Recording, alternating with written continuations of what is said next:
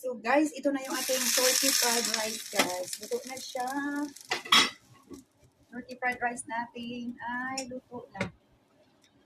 Yan guys, oh. Yan.